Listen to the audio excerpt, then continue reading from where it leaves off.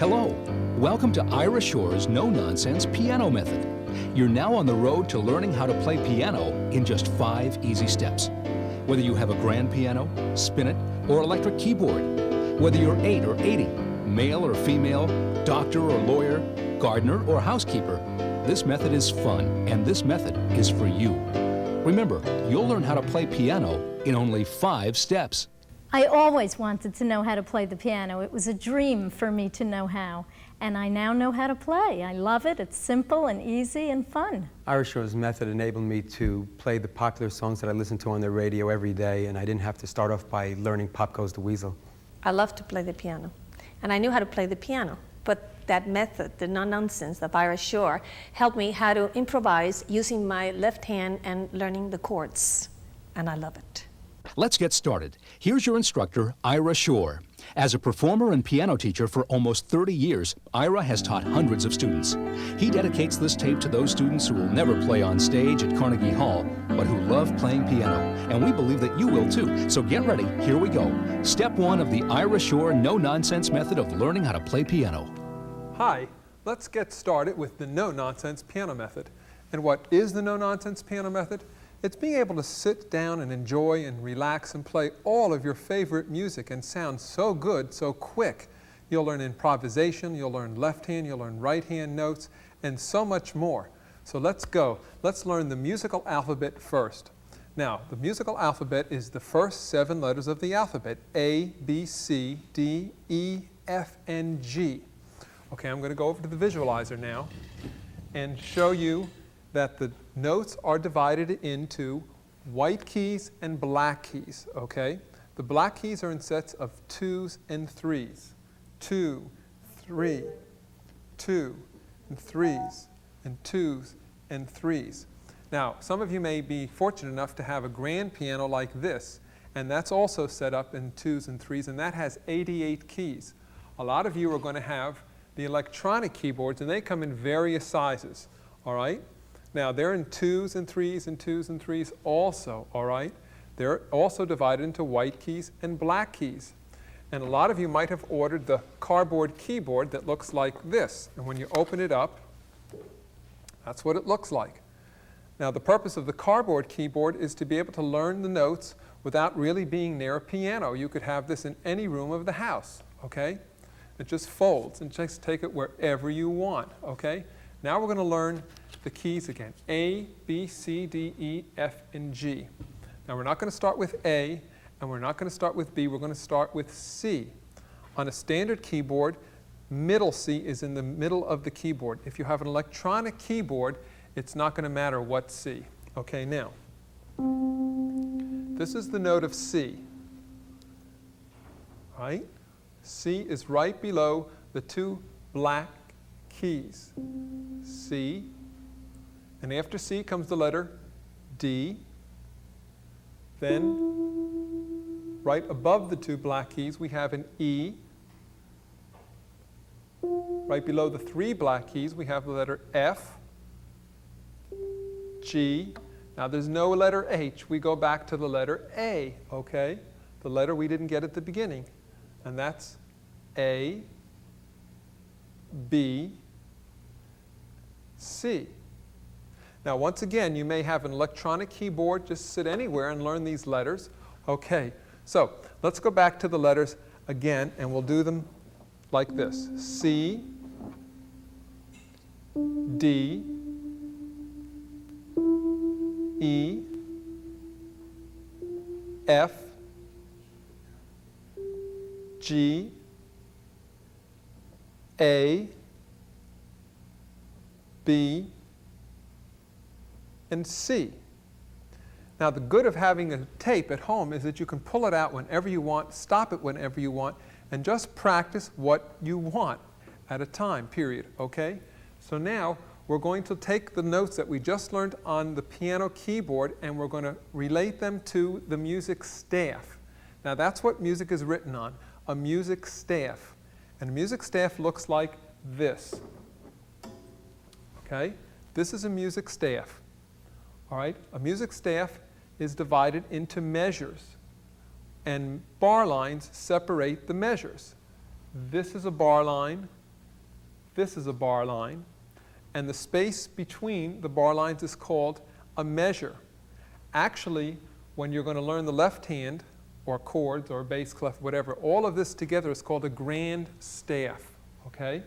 When you have two staffs together like this, we call that the grand staff. All right, now, we learned the notes on the keyboard, A, B, C, D, E, F, G. Let's go back to the first line. We're going to learn the lines and the spaces. There are 5 lines, 3, 4, 5, on the right hand. This is a treble clef sign, and whenever you see that treble clef sign, you're going to use your right hand, okay? So if a note is going through the line, we call it a line note. It's on the first line, counting from the bottom to the top, all right? So we have E, G, B, D, F. Now, it's kind of hard to remember those letters at the beginning, so we have a little saying, and we're going to use this saying to remember the letters. Every good boy does fine. And you can say that at the beginning while you're learning the letters. E, every, G, good, B, boy, D, does fine. Okay, here's what the notes look like on the keyboard. E. Now, you're going to have to, some of you are going to have to always refer back to middle C. So you go C, D, E, F, G, A, B, C, D, E, F. Luckily, I have a big spread here on my finger so I can do this. E, G, B, D, F. Okay, here it is on the staff. E, G, B, D, and F. Okay? Now the spaces are F, A, C, E, and there's 4 spaces, and that spells out the word face, okay? And that's a good way to remember the spaces. F, A, C, E, okay? And here's what they look like. F, A, C, E, okay? Now, we're going to take those notes that we learned on the keyboard, now we know them on the staff, and we're going to look at some music to see how we read notes. But before we do that, I just want to show you and explain to you a little of how the piano was derived. Actually, the piano was derived from the harp and the lyre, way back, and you pluck the strings with your finger.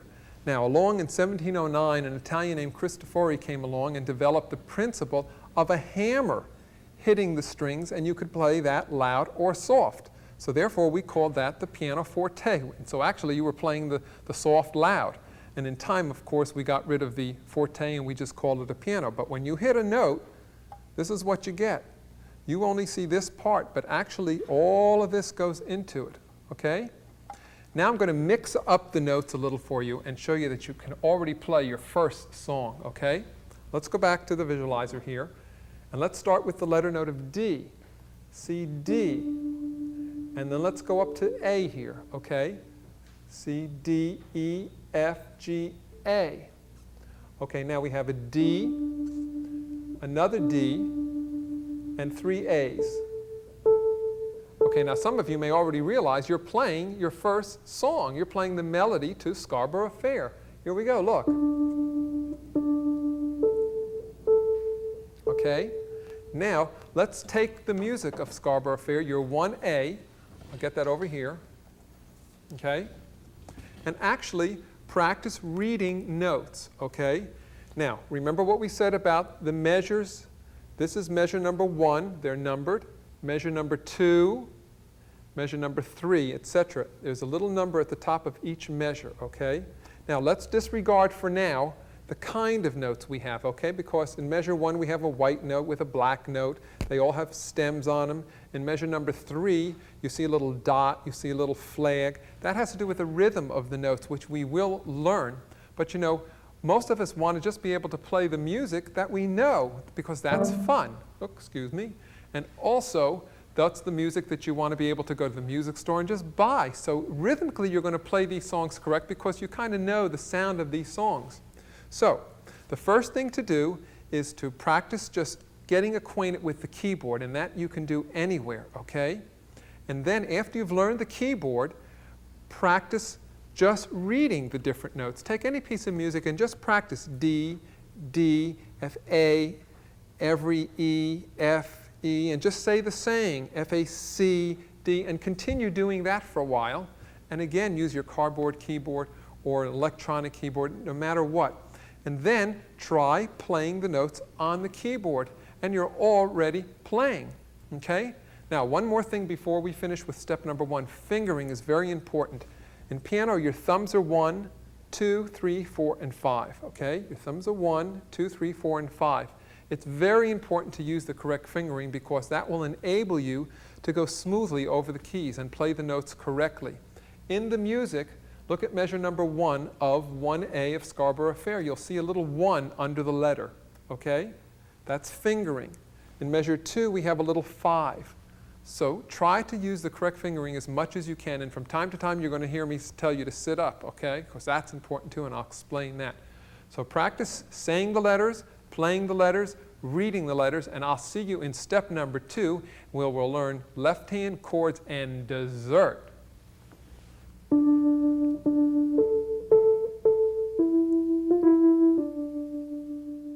Review. Step 1. Introduction to the piano. Number 1. The piano has 88 keys. Number 2. The piano has its own musical alphabet. Number 3. These are called notes. They are written on the music staff. Number 4. This staff has 5 lines and 4 spaces. The notes on the lines are E, G, B, D, F. The notes on the spaces are F, A, C, E. Number 5. Remember your fingering. This makes moving around the keyboard easier. Number 6. Remember, to help you review, you can send for the Ira Shore No Nonsense Workbook, which follows along step by step with the videotape.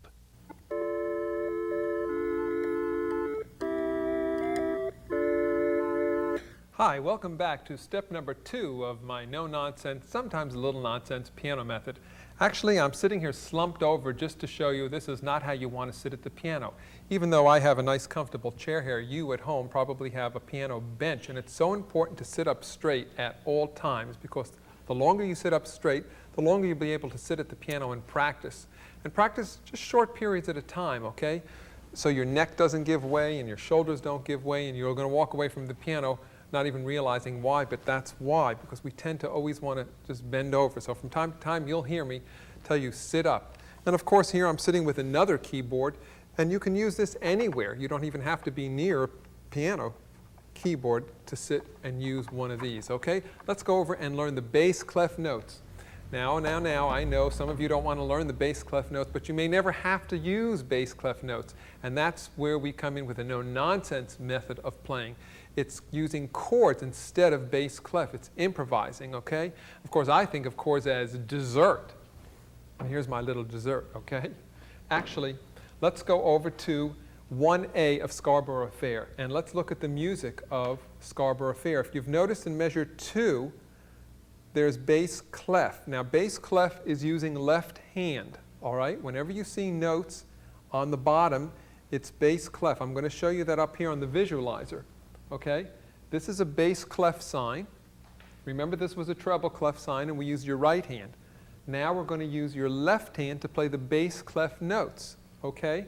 There's not many bass clef notes in 1A of Scarborough Fair, but they are there, and we're going to learn them right now.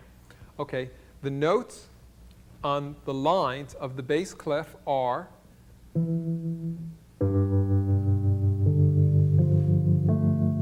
Now, they look just like the right hand, however, they have different letter names, okay?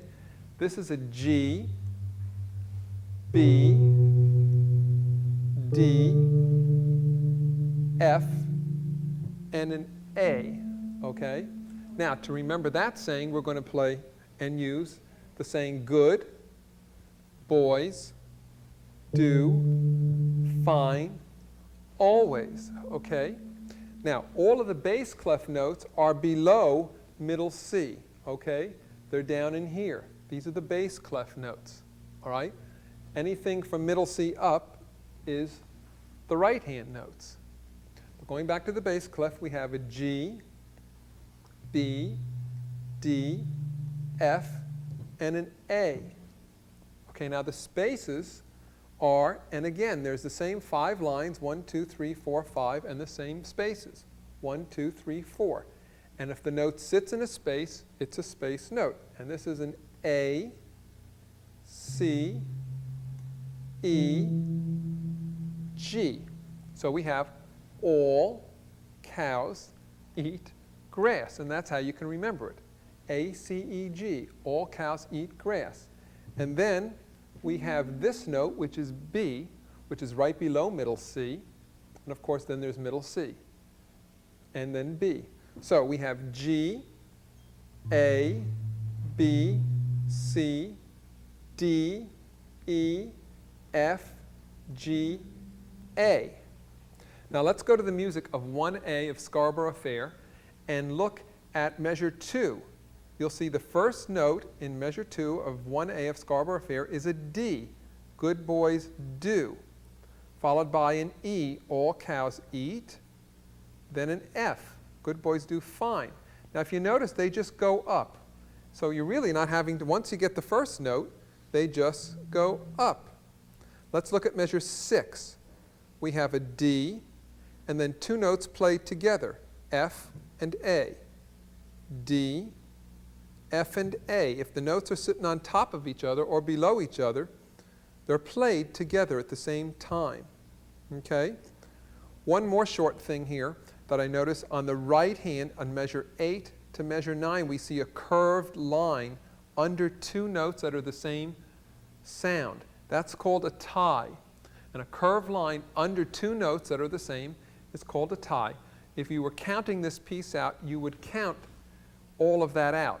For you, it just means to hold it a little longer. You do not play the second note of A there. In other words, we have the first A, hold it, do not play the second A. Of course, you'd hear that when you're playing the song.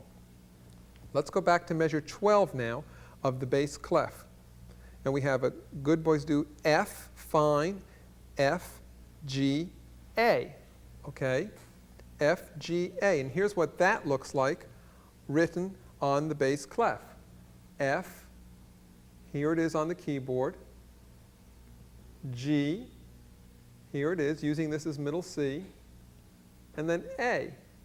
So we have an F, G, and A. Okay, now there's only one more measure here in measure 14, which is the same as measure 6. We have a D, good boys do, and followed by 2 of the same notes, F and A. D, F, and A. Okay, enough of bass clef. There's 2 ways you can play, and that is to not ever have to use bass clef again. You can just play chords. Chords is dessert. They're fun. That's where you can embellish and improvise and just make things up. Now, most popular music has chord symbols on top of it. Just like Scarborough Fair, if you'll look at the top of measure 1, we see a little DM. Okay? Look at measure 2, it says DM. Measure 3, it says CMAJ. Now, little MIN means minor. MAJ means major. Now, I wrote the chords at the top of your music. To get a D minor chord, you're going to play the letters D, F, and A with your left hand. So then why did I learn bass clef? Okay, this is in place of bass clef, all right? In order to get a D minor chord with your left hand, you're going to play the letters D, F, and A. And here's what it looks like up on the visualizer. D, F, and A. Now, there's hundreds of chords, okay? There's many different kinds of chords. In this song, there's only 4 chords, and they're either minor or major. And there's no difference of the way you play them. All you have to know is in a D minor chord, you look for the letter D. And you're using your 5th finger, your 3rd, and your 1st finger, and you play them all together and play them right below middle C, okay? This is a D minor chord. All right? Let's try playing that a few times. Again. and again. Okay? Now we're going to go to a C major chord. All we're going to do is take our fingers and bring them all down, and we have this. Actually, I'm using the wrong fingering just so I can show you better on the white keys here, all right? Here's a C chord. Then we're going to go up to a D minor chord. And then we're going to go back down to a C major chord, okay?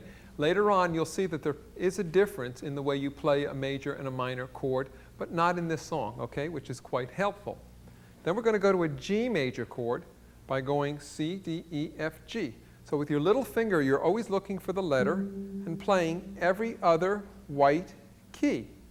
This is a G major chord, okay? Now, most music is, first of all, comes in a simplified form and also has the chord symbols at the top of each measure, okay? Just like this song does, all right? Now, instead of bass clef, we're going to just play the melody with the right hand. Now I'm going to add the chord, every measure, and I'm going to sit up.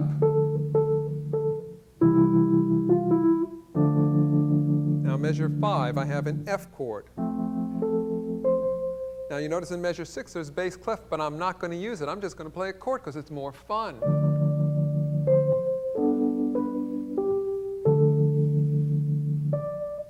And continuing.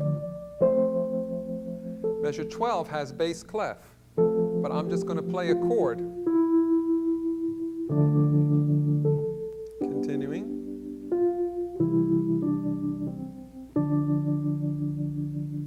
Now for some of you, if you think I'm going a little too fast, that's all right. Just take the tape out and practice what you want, okay? Let me go back and just play the bass clef measures in 2, 6, 12, 14, and that's it, okay? Here's measure 2, not using a chord, but I'm going to play the bass clef on the left hand, and on the right hand I'm going to use the treble clef. Here we go. Measure 2 of Scarborough Fair. Here's the right hand. Here's the left hand. Now I'm going to play them together. Measure 6, I'm going to go to a D. It says, every good boy does. And the bass clef is good boys do. Of course, if you don't want to play bass clef, don't. Just play the chord. Okay, measure 12. We have an F, G, and an A with an A, G, and an F. So we're going to play them together. Now, if we don't want to play the bass clef, all we need to do is play the chord. As soon as you play a chord, you're not having to read the bass clef.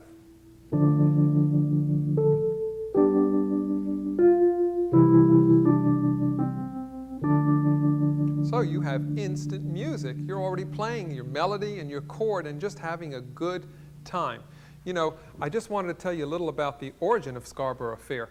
Actually, you heard it made popular in a movie back in the 50s, but you know, it actually goes way further back than that. It was actually a folk song, okay, which goes back a long time ago. And in fact, a lot of songs come out of hymnals and are made popular just like so many songs that we've heard today.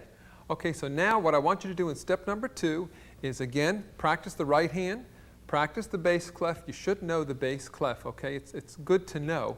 And then, of course, start to play with chords. Just play chords and then try to put it all together. And I'll see you in step number 3, where we're going to learn how to take that chord and embellish it and go even further with it.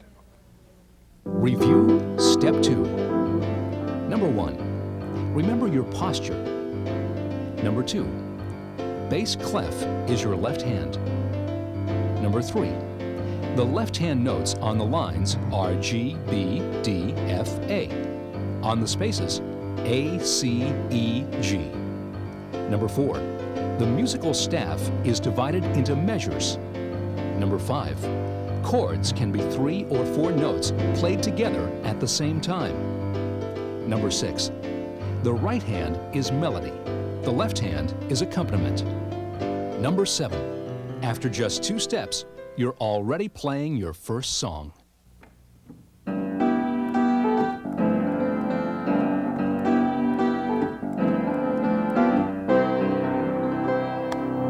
Hi, and welcome back to step number 3 of my no-nonsense piano method. Actually, there was something wrong in this picture. It was the way I was using the pedal. You just don't see people playing the piano like this, and there is a correct way to use the piano. You know, I just want you to know I changed my shirt just because the lights here get so warm. But anyhow, let's continue along with, don't forget to sit up straight first of all, okay? Because posture is important. Of course, everything is important. Now, in order to use the pedal correctly, you have to keep your heel on the floor and pump the pedal up and down with the ball of your foot. Now, if you have a regular 88 keyboard at home, a console or a grand whatever, you'll usually have 3 pedals. The one on the right is the one we're interested in, okay? It's because it makes your playing sound so good. If you have an electronic keyboard, there's usually a button that says sustain, and it's actually doing the same thing as your pedal would do on a standard keyboard. Okay, now, in order to use the pedal correctly, you push the pedal down, which is the right pedal, with the ball of your foot, and keep your heel down and pump it up and down, okay? Now, don't keep your bench so close, because if you keep the bench close, you don't have any room to work with, or your hands can't work. So keep the bench back, sit up, and pump the pedal up and down a few times just to try it. Actually, what that's doing is letting the felts release from the strings. As soon as you press that pedal down, which is called the damper pedal, the felts are released from the strings, so therefore the sound continues. As soon as you let the pedal go, the felts hit the strings. Now there's a pedal marking I'm going to show you in a few seconds on the music, okay? But I want you to hear Scarborough Fair. I'm going to play the first couple of measures using the pedal correctly, all right?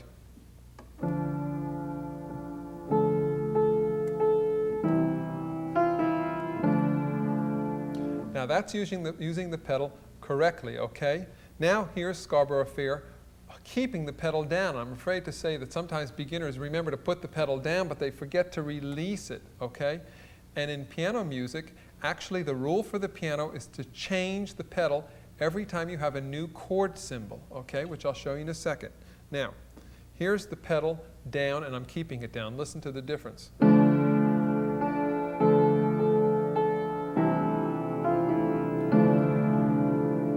See, it all blurs together. It's just blundering, actually, okay? So push the pedal up and down. Now, if you'll look at your music of Scarborough Fair, look at measure 1 in song B of Scarborough Fair, and you will see the pedal marking, okay? And it's a little line, then it goes along, you hold the pedal down, and you release the pedal just as you're playing the next chord. Hold, release, up, and it continues that way. The pedal line won't continue. It's usually right at the beginning or sometimes not at all. You don't want this break either. Listen to this. It's like a hiccup. You don't want that sound. You want it to continue and make it smooth and pretty. Okay? That's the rule for the pedal. Now, for some of you who thought maybe I forgot to teach you the black keys, we're going over to the black keys right now. And those are called sharps and flats, okay? Now, sharps and flats are the black keys, okay? Now, before we get to the sharps and flats, I want to explain to you whole steps and half steps, which will lead us into the sharps and flats. A half step is from key to key with no key in between. And a whole step always skips a key with one key in between. Watch. From this note to this note is a half a step. From this note to this note is a half a step. From here to here is a half a step. From here to here is a half a step. Now, even this note to this note, which is B to C, that's a half a step because there's no key in between. Even in this spot, E to F is a half a step because there's no key in between. This is a whole step from here to here because this key is in between. So the keys are made up of whole steps and half steps, okay? And now to get a sharp, which is a little tic-tac-toe board that's placed to the left of the note, is raising the note one half a step. This is an F, this is an F sharp. This is a G, this is a G sharp. This is an A, this is an A sharp. This is a C. This is a C sharp. I'm going to pull it way back down here so you'll see it better. This is a D. This is a D sharp. Now, if we want to call that note by its flat name, it's the same note. However, a flat lowers a note 1/2 step. Watch. This is an E. This is E flat. D, D flat. And the music will be notated by a little b to the left of the note. If you're writing the letter F, we'll say the letter F. The sharp, if you were writing a little tic-tac-toe board, just the letter, it goes to the right. When you're writing notes, they go to the left on the staff, as shown in the graphic. Okay, now, here's a D, D flat, or C, C sharp, D, D sharp, E, E flat.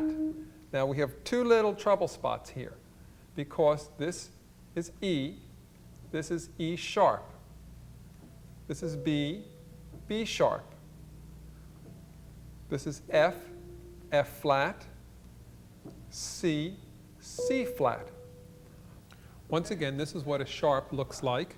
Little tic-tac-toe board next to the note, or the same note with a flat next to it.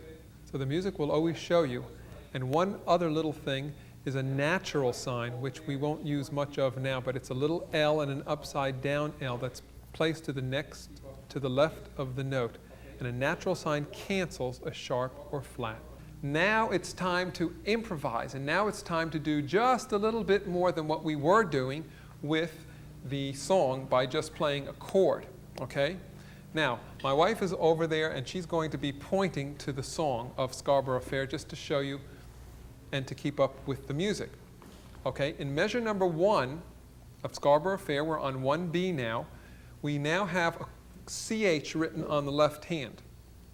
CH is notated for chord.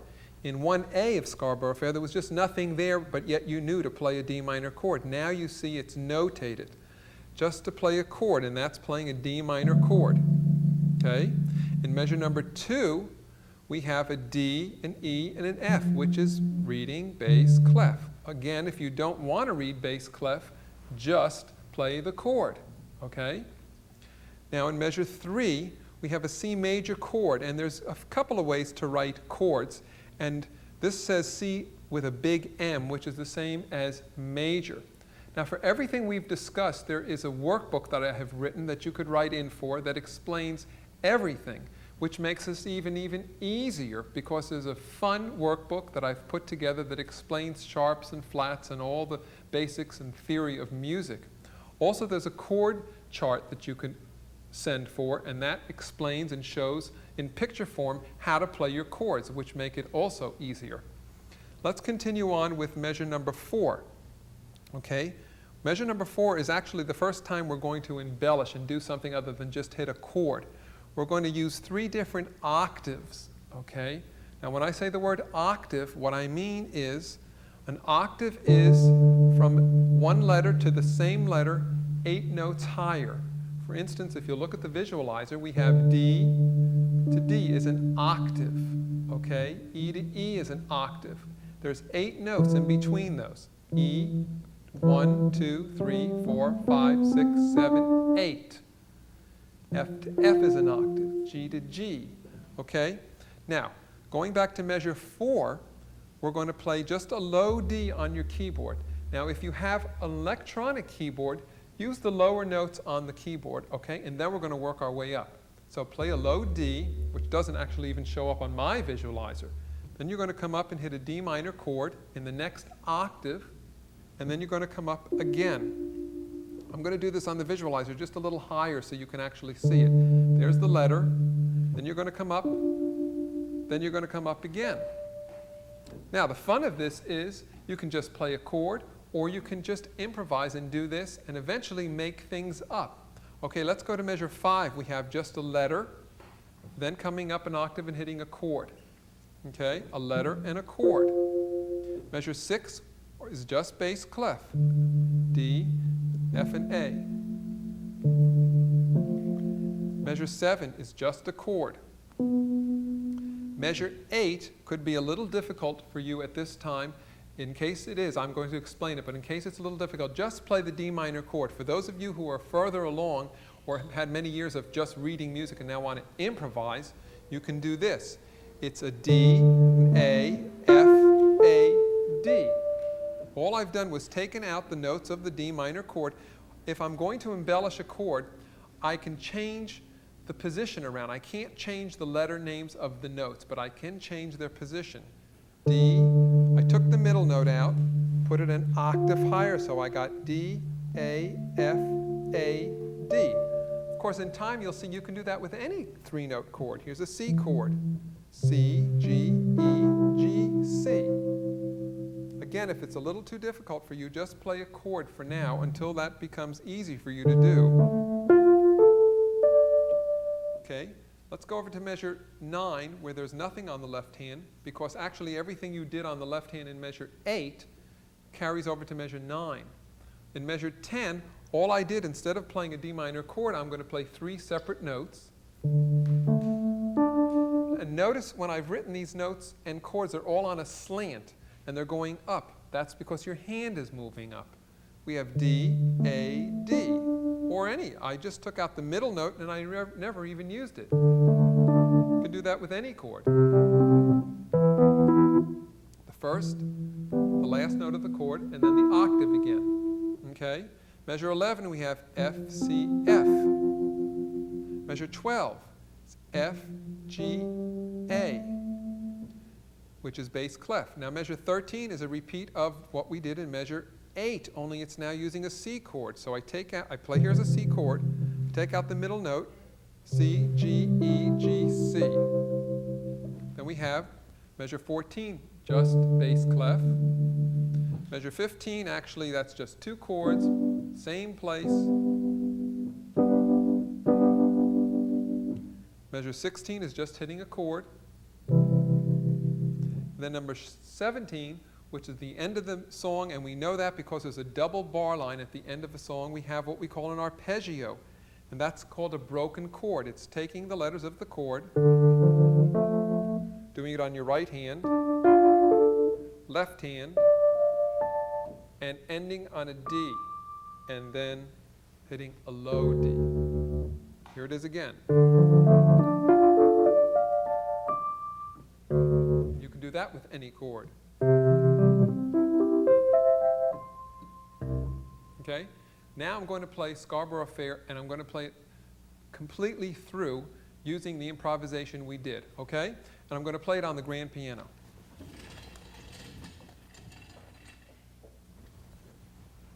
You'll notice I'm using the pedal correctly. I'm trying to remember to sit up, and I'm going to improvise, okay?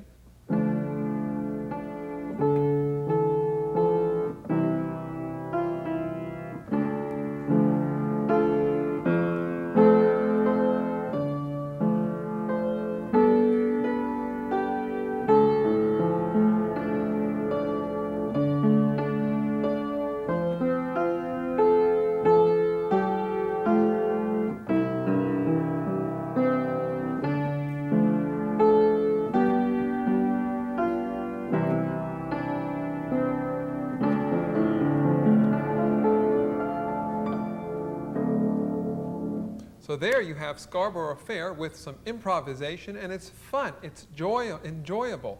In other words, it doesn't sound like, as I call it, the recital sound, you know, this kind of sound. I mean, we don't want to sound like that ever. Actually, we've all learned this song. I'm sure a lot of you even knew how to play this. Listen to this. This is called Für Elise.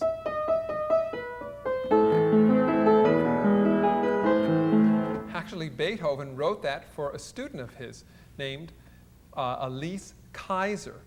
Okay, and he told Elise Kaiser, if you really play well in your recital, I will give you a fur piece. And so he called this song Für Elise.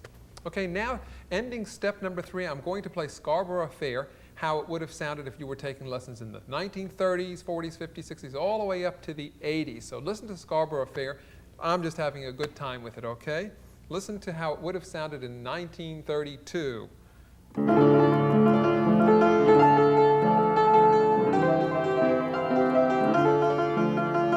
Then if you were playing popular music in the 40s, it sounded like this. And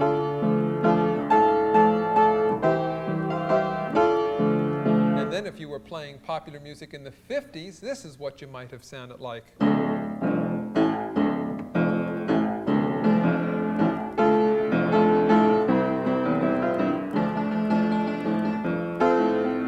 And then we come up to the 60s and the 70s. Let's make it into even a ballad, a pretty ballad.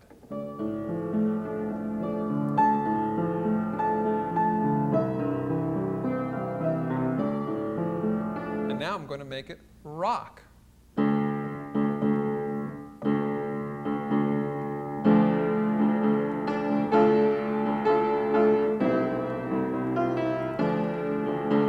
So you can see you can just do so much. In fact, in our next tapes 2 and 3, you'll even learn how to play some rock music and rhythmic music like that, okay? So for now, in step number 3, there is so much to learn, but again, practice in little periods of time and pull that tape out when you want and just go have fun and then come back. Don't always have it on your mind that you've got to practice and practice and practice, and I'll see you in step number 4. Review. Step 3. Number 1. Pedals are used to sustain each note. Number 2. The black keys are either sharps or flats. Number 3. Sharps go up half a step to the right. Flats go down half a step to the left. Number 4. Playing with chords instead of reading bass clef makes this the no-nonsense way. 1, 2, 3, 4. Hi, and welcome back to step number 4 of my no-nonsense piano method. You know, just like our body needs to stay in shape, notice the shape I'm in, so do our fingers need to stay in shape. And there's some fun exercises we can do just to keep our fingers limber. But before I show you a few finger exercises on the keyboard, let me show you the muscles that actually create your fingers to work. It's in my arm here. Notice? Just goes up and down and up and down. And these are the muscles that work our fingers, okay? So actually, if you do a lot of finger exercises, maybe at the beginning you'll notice that these muscles actually hurt. It's just because you're not used to doing exercises for them, okay? Let me show you a few exercises on the keyboard. Actually, just take your thumb and place it on middle C, and go up to D with your second finger, E with your third, F with your fourth, and G with your fifth. Just go up and down a few times. And then try to go a little faster. And then try starting with D. And then add your left hand. Okay? Just practice your left hand. Same thing. Then try putting them together. Actually, you can make up different exercises if you want. Just try to keep doing those over and over, and actually do those before you actually practice your music. And now let me just explain a few seconds of what I mean about practicing and playing. You can actually spend more quality time, actually less time, sitting at the piano if you'll practice more than play. And we all want to just sit down at the piano and play. But to practice is to just take a measure at a time or a line at a time and just practice that and then walk away. You're actually spending more quality time at the piano, but less time at the piano. And then at the end of the week, then you could put it all together and play your music. Okay? Now I'm going to explain to you just a little about notes and time signatures, because if and when you ever want to pick up a piece of music that you never heard of before, the only way to be able to play it is to actually count. And that's where we have rhythm. And all notes have a rhythmic time value, and we see that by looking at the time signature that's right next to the treble clef and the bass clef sign. Let me show you that. This is a time signature, and it's next to the treble clef. Now that tells me in Scarborough Fair that there's going to be 3 counts in every measure. If you look at measure 1 of Scarborough Fair, you'll see a 3 and a 4. That's a time signature. The 3 tells me that there's going to be 3 counts or beats in every measure. Now, we have a half note here. We have a quarter note. We have 3 quarter notes. In measure number 3, we have a dotted quarter note followed by an eighth note. And they get all a certain amount of counts. Like a dotted quarter note gets 1.5 counts. Okay, now, of course, you're not going to have to count very often because most of the music you're going to want to play and have fun with is music that you know.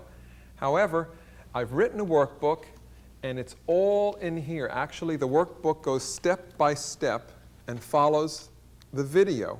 It's fun, it's easy to do, and shows everything in here, all the basics and theory on music. There's fill-in spots, and just have a good time with it. It follows along the video quite well. Now we're going to add what we call expression to Scarborough Fair, because no song is complete without expression, okay? Actually, music writing began in Italy, so all musical terms are Italian. This never changes, okay? So now we're going to look at Scarborough Fair, and we're going to show you some expression marks. All right? In measure number 1 of Scarborough Fair, we have a little MF, which means mezzo forte. That means medium loud. Now, before I even continue, you know, Beethoven, as a conductor, used to stand up there and almost jump up and down every time he wanted something to be loud. And if he wanted something to be really, really soft, he almost curled up into a shell. So that's how important expression is to all of your music. Let's continue here to measure number 5. We have a crescendo. Think of somebody singing here, and their voice is shut, and their mouth is shut actually, and they're starting to get louder and louder. Okay? Then in measure 6, we have an F, which means loud, which means forte. I didn't put the Italian terms in here. Actually, they're in the workbook too for you. Then we have a D crescendo, which means to get gradually softer. Follow over to measure number 10. We have an MP, which means medium soft. Okay? And then in measure 16, it says poco a poco RIT. That means little by little, get softer. Okay? So now I'm going to play through Scarborough Fair and show you what this would sound like with expression. I'm going to play this over here at the grand piano. This is Scarborough Fair with expression. Now, everybody's medium loud is going to be a little different, okay? Don't worry about that. Just as long as you exaggerate getting louder and exaggerate getting softer.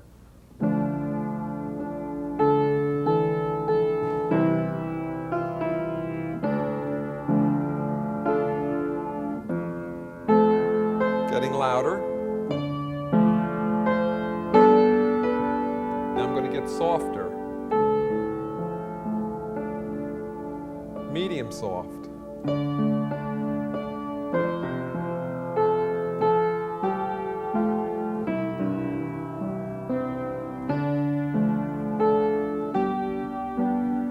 I'm going to get slower.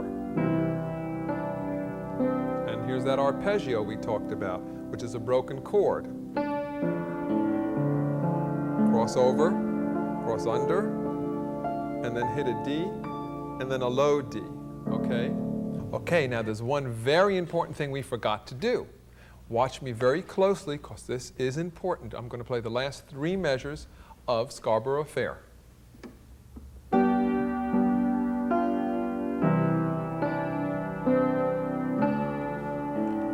Cross over, high D, low D. Right. That's part of the show. Don't forget to tilt your head. But you're not finished yet. There's one more thing we need to do. Get up from the piano after you've played your last note, walk to the edge, put your hand over here, and then you deserve a bow. Okay, so bring all those loved ones back in because you're playing so well now. You know, it is just so much fun to not have to play exercises and scales. And don't forget, whenever you want, take the tape out and practice and then put it back in. You know, even Bach had trouble getting people to listen. They were so much more interested in the fashion of the day rather than his music. Okay, now we're going to learn a song by Stephen Foster, and it was written in the year 1864. He died shortly after that, and it's too bad he didn't stay alive to know how popular it would remain even today. So now I'll play for you Beautiful Dreamer, and then we'll learn some new chords.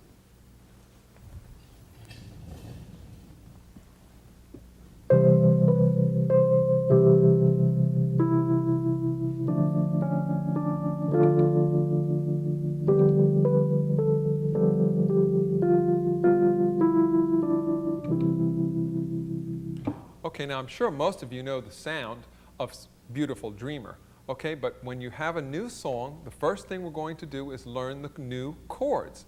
And in Beautiful Dreamer, we have some 4-note chords. Now, I know some of you are saying, 4-note chords? I don't even know my 3-note chords yet. But don't worry, you'll be able to do them too. Let's look at the top of Beautiful Dreamer. We first have a C major chord, which is C, E, and G, every other key.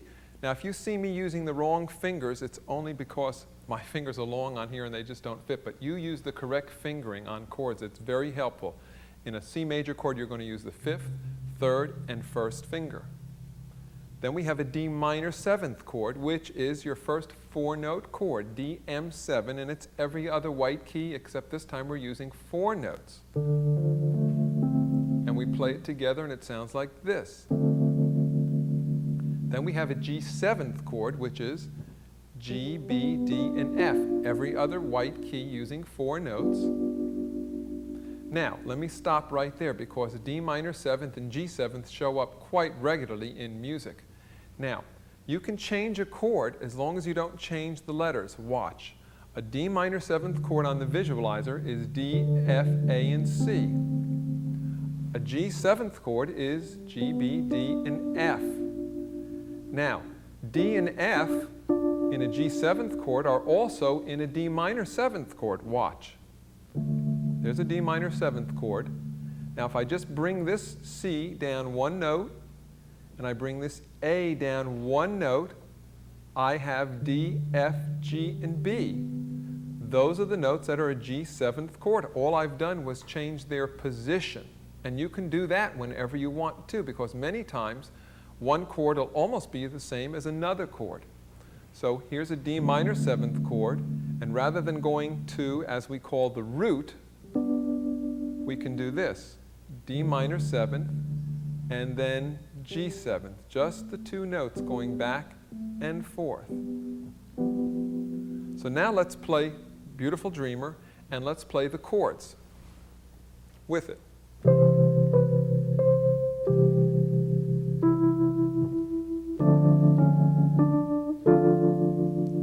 Now, notice in measure 5, we have actually a chord on the right hand, and that is D, F, and A, because they're written above each other.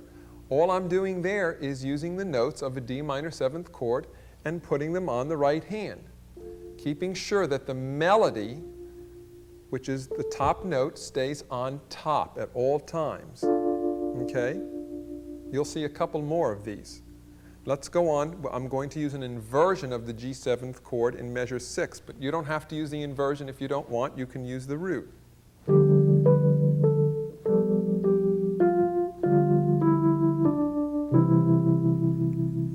Now, it's fun to just practice doing that, or just practice the melody. Okay, now I'm going to take it a step further, and let's do the arrangement of it, okay? The no-nonsense way. And that is, we're going to just add more than just playing a chord, which we've already done in Scarborough Fair. And we're using a lot of the same technique and the same patterns that we used, okay? Measure 1 is just hitting a chord. Measure 2, I'm taking the C chord. I took out the middle note of E, and I'm just playing C, go up to G, and go up another octave to C. So I have C, G, C. With the right hand we have. Measure 3 is the same. Measure 4 is a chord. Then we have a C sharp on the right hand. There's C sharp. And here's that chord again on the right hand with a low D on the left hand. Come up and hit a chord, and then let your right hand go, because they're going to clash, and then hit another chord. This is your left hand. Now, measure 6 is a chord. You can play it the same chord, only play it an octave higher this time. Uh-oh, measure A, bass clef. Oh well, just play a chord if you want, or here's the bass clef. D, E, F, and then we have 2 notes on the right hand with a C on the left hand. Don't forget to just take your right hand away. Now, if you have an electronic keyboard, and it's one of the small ones, you won't be able to use as much, but it's still fun and pleasurable to just play what we're doing and do the chords also. Measure 10 is just a C chord with the melody. It's actually a repeat of what we did. Here's that C, G, C again. You can do that with any chord. Measure 12, same thing. Here's the D minor 7th chord. Here's that C sharp and that same chord on the right hand with a low D on the left hand. Come up an octave and then come up another octave. G chord, you can play the root or the inversion. Come up. Here's some bass, clef.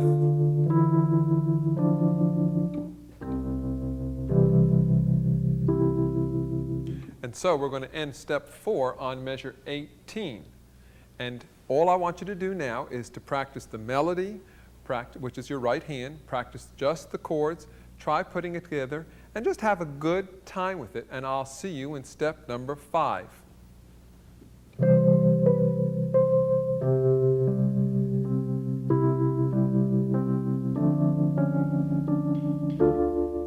Review. Step 4. Number 1, finger exercises strengthen your arm muscles. Number 2, expression tells you how to play with feeling. Number 3, after only 4 steps, you're now on your way to playing 2 songs. Hi, and welcome back to step number 5 of my no-nonsense piano method. You know, the reason I'm sitting next to this beautiful green plant is just to show you that even plants love music, and the more you play and the more you practice, they'll just become so much more greener. So bring all your flowers and plants inside and watch them bloom in front of you. You know, before we finish Beautiful Dreamer, I just wanted to say to you, isn't it fun and exciting, all the music you've learned? And you're already learned 2 songs. Now's the time to be able to go to the music store and just buy all the music you want and come home and enjoy playing it. So now I'm going to go over to the visualizer and we're going to take out a little time to explain to you time signatures, note values, and chords before we finish, okay?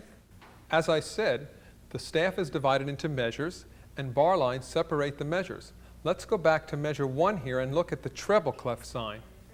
Next to the treble clef sign we have a time signature, and that time signature tells us how to count each measure. In Beautiful Dreamer, there's a 3 and a 4. The top number means that in every measure there's going to be 3 counts. The bottom number, the 4, means that every quarter note gets 1 count.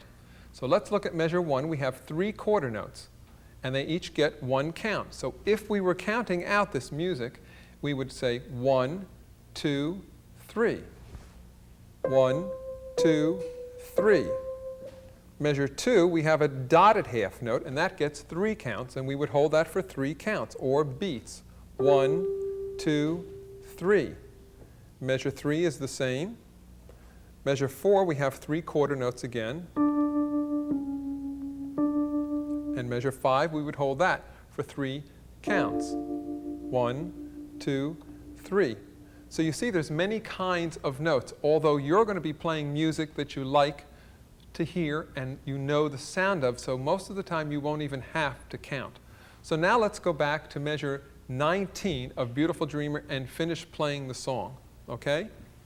Now, measure 19 starts off with a G octave on the left hand, okay? So that's going to be played here. And while we play that G octave, we're going to play a G on the right hand, and it sounds like this. Measure 20, we have a new note on the right hand, and that's called a ledger line.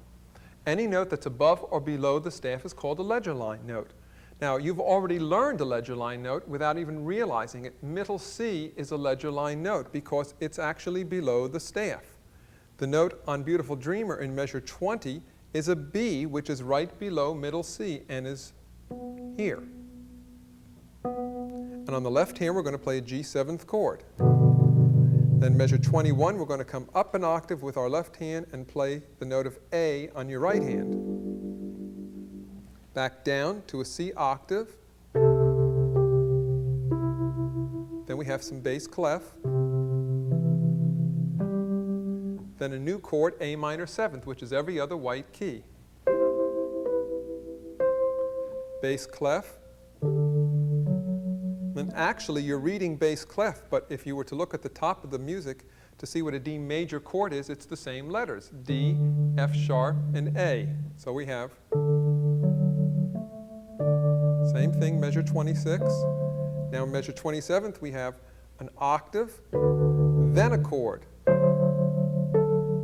And then we have two chords in measure 28 in two different octaves. Continuing, measure 29, one chord. Here's that C, G, C again. And again,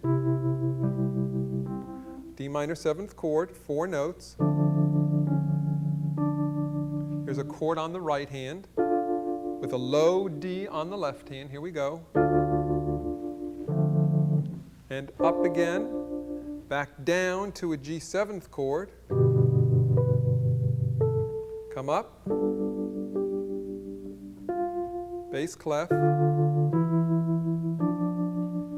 Now we have a low C, measure 37, come up for a C chord, and come up for another chord. Now, on the top of measure 37, we have what we call a fermata, or a bird's eye. It's a little half circle with a dot in it. And actually, you saw that in Scarborough Fair in measure 13. That means to just hold the note a little longer. It's a hold, or a fermata. Okay, so here we go, measure 36 into measure 37.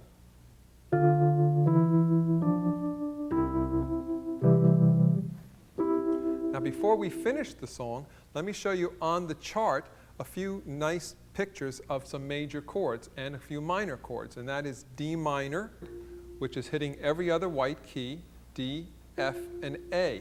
Try to use the correct fingering, even though sometimes I don't, just because I want to be able to show you here. But it's 5, 3, and 1, D, F, and A. Okay? Now we have a C major chord, C, E, and G. Okay? That's every other white note on the keyboard, C, E, and G. Okay? And now before we finish Beautiful Dreamer, I'm going to have a little review. I've been saving this for the end, okay? Of note values, time signatures, and how many counts they all get. Now, going to time signatures, there are more than just one time signatures as Beautiful Dreamer. We have a 3/4 time in Beautiful Dreamer, but some music may have 4/4. That means that every measure gets 4 counts. Or there may be 2/4. That means every measure gets 2 counts.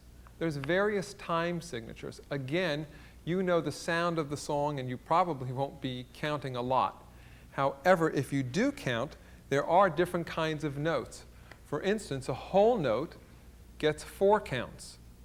A dotted half note gets 3 counts. A half note gets 2 counts.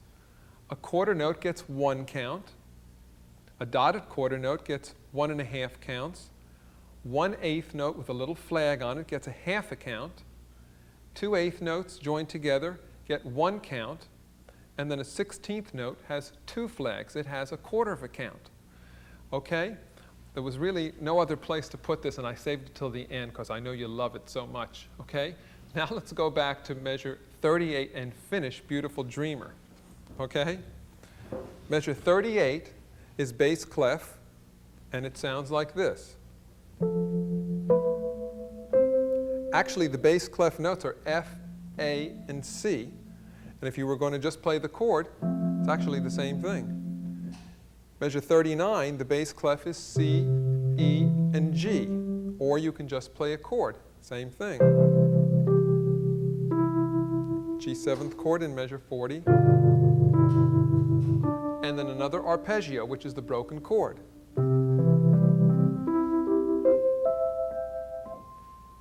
Now, if you want to add an introduction to your music, you can always use the last 4 measures of a song. Listen to Beautiful Dreamer again. I'm going to just play the last 4 measures for now, and you'll hear it sounds good as an introduction. Or you could even make something up at this point, possibly. Here we go.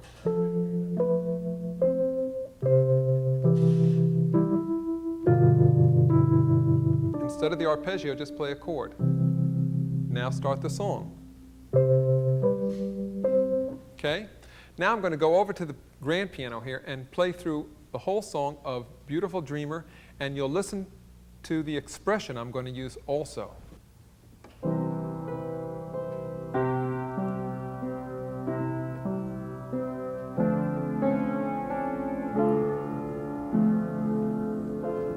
Let's get a little louder and get a little softer. And don't forget to sit up, and don't forget to use the pedal correctly. Just keep playing.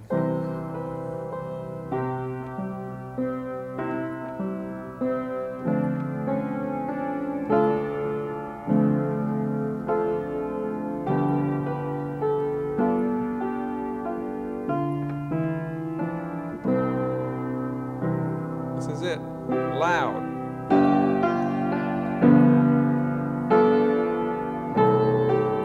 Get louder.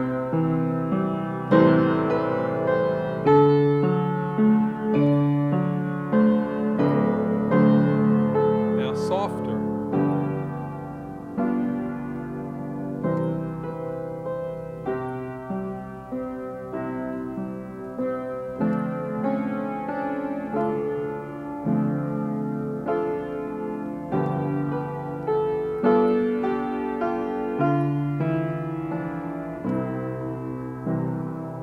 Now we're going to get very soft and slower.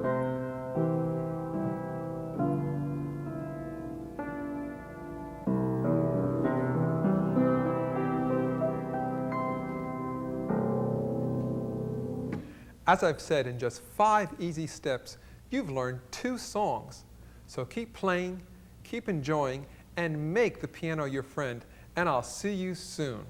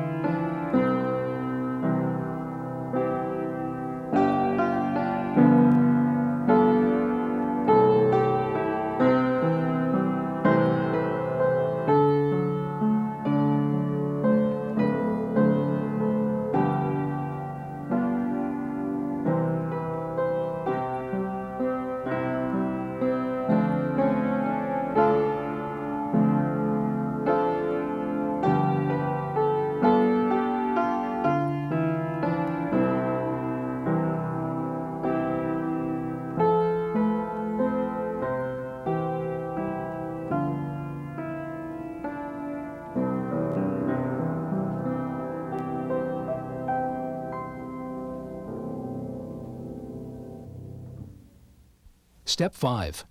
As we said, these 5 steps of learning how to play piano are fun and easy.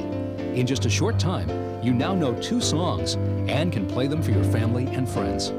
Have fun with the piano. It's a wonderful friend. If your piano is close by, you might want to play along with us. If not, sing along with us as we play Beautiful Dreamer. Ira and his wife Rita Shore and some of Ira's students are joining in. You're now ready for the next step. See you on the next tape.